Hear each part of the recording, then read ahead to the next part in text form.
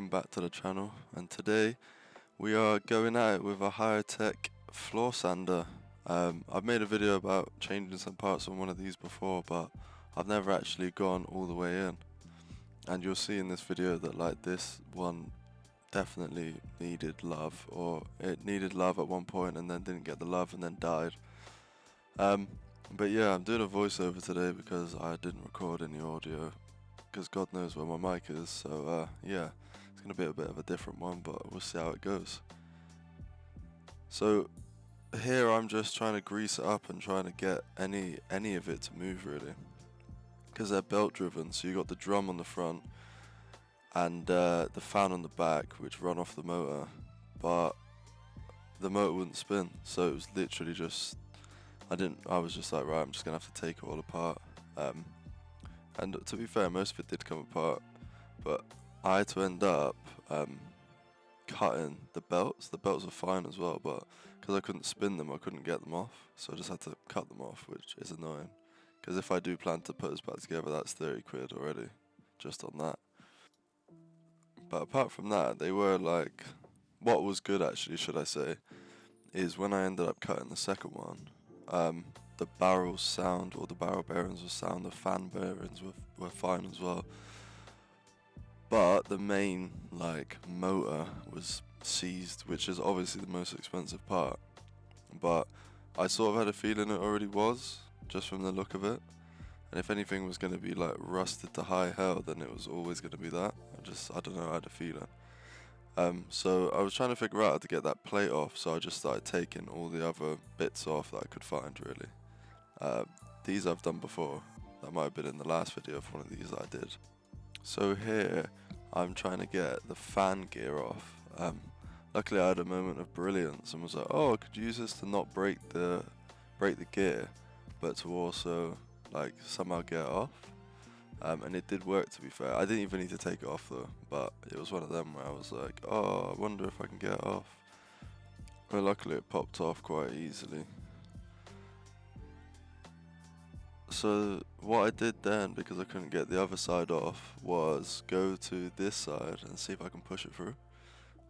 Most of the screws came pretty easily, but you'll see in a sec that I had to get the impact out. And then yeah, as soon as I tried to get the bolt out, it sheared off, and no, that was that. To be fair, I'm surprised there was only one of them, considering how rusty parts of this were. Everything else come out, all the bolts and that, which was like sound. And then just getting this plate off, so there's a bearing that sits in this plate, and usually this just comes off, but from where that had rusted in there, I had to get a bit persuasive. And I wouldn't suggest doing this, especially if you're taking one of these apart, but because I knew the state that it was in, I was just like, oh fuck it, I'll just persuade it a little bit harder than I usually would. But it worked in the end. It did take me ages though, it took me probably like half an hour to get that off. And then I was just having a look inside of him, was like, God, this is gone, there's nothing left. And as you can see, I'm literally just scraping rust out the bottom, like, oh, not good. But I also had a feeling it was going to be like this. But what this is here, this is where the brushes sit, so this actually spins the motor from the power. And as you can see here, I just like pulled it out off camera because it was a bit of a pain. But then luckily that side started pushing. I was like, oh, I can get a little bit leverage underneath this plate now, which I did. But it was still so stiff. Could literally just hear the rust, like not wanting it at all. But it was a good feeling. It took me, I had to like go and have like an hour break trying to figure out how to get that front plate off. But I come back and like figured it out in the end, and like, boy, I mean, look at that, it's so rusty.